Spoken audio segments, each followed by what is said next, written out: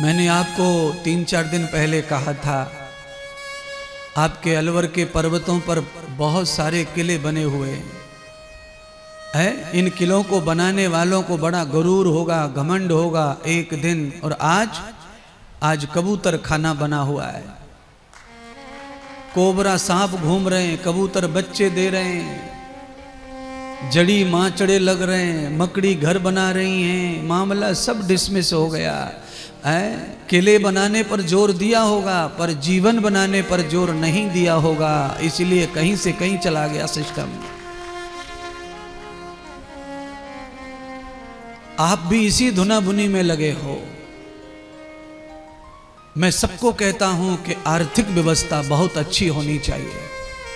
कितनी अच्छी? इतनी अच्छी होनी चाहिए कि गांव में कहीं भी धार्मिक अनुष्ठान हो, हमारे घर से उसमें जरूर चंदा जाना चाहिए, खुशी खुशी। इतना पैसा होना चाहिए अधिक। हर साल अपनी खुद की कथा होनी चाहिए, बड़े बड़े महात्माओं से इतना धन होना चाहिए। बच्चों के लिए शहर के सभी कोनों पर जगह होनी चाहिए, एक्स्ट्रा होना चाहिए सब। पर इसके साथ मानसिक, शारीरिक, आर्थिक के साथ सामाजिक भी मजबूती होनी चाहिए। समाज में भी आपको कोई राम राम करे, नमस्ते, कोई आपको राधे राधे कहे, यह लक्षण भी आप में होना चाहिए। समाज में आपके घर पत्रिकाएं, कार्ड्स आएं, उत्सवों में लोग आपको बुलाएं, आपके उद्घाटन में आपका हाथ लगे फीता से, ऐसा भी कोई बड़म्पन लक्षण आप में होना चाहिए। शरीर का जब त्याग आत्मा करे तो परमात्मा से मिले, ऐसा आत्मा विकास भी होना चाहिए। आपके मन में तप और सत्य होना चाहिए, मन का भी विकास होना चाहिए। आपका मन कितना गंदा है।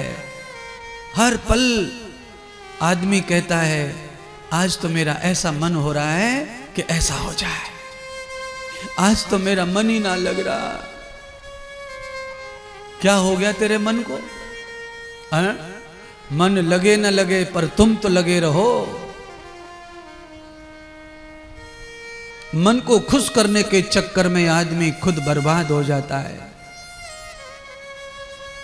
एक आशीर्वाद ये मांग लिया, कनेटा हो गया आंख से, दूसरे को दोनों आंखों से अंधा करने के चक्कर में खुद एक आंख का हो गया। और एक बुढ़िया भी ऐसी है जिसने भगवान को प्रसन्न कर लिया। बुढ़िया अनपढ़, 100 साल की बुढ़िया मरने पर बैठी, मरते मरते भगवान प्रकट हो गए और कहा, अरे भोली भगतानी, मैं प्रसन्न हो गया तेरे भजन से, वरदान मांग ले। उसने वरदान, एक वरदान मांग लिया और एक वरदान में उसने अपने जीवन को नित्य जीवित कर लिया।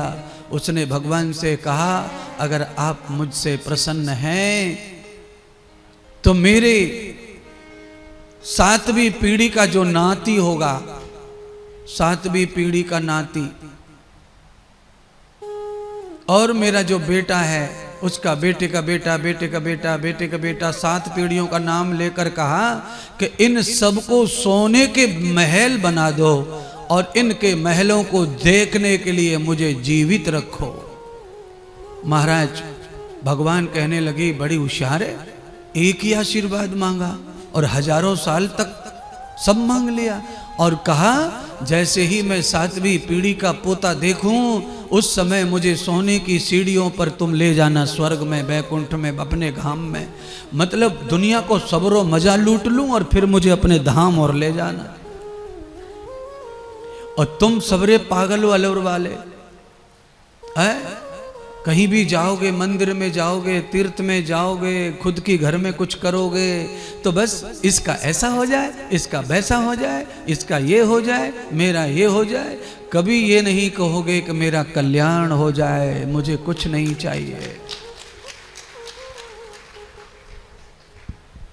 प्रार्थना करो भगवान से, सब कुछ प्राप्त हो जाए, बिन मांगे सब कुछ अपना हो जाए। क्यों? सारी भूमि गोपाल की, और हम गोपाल के भक्त वत्स बच्चे, तो हमारा तो वैसे ही अधिकार बनता है पिता की संपत्ति पर। तो मांगने की आवश्यकता कहाँ है? पुरुषार्थ और संतोष चाहिए।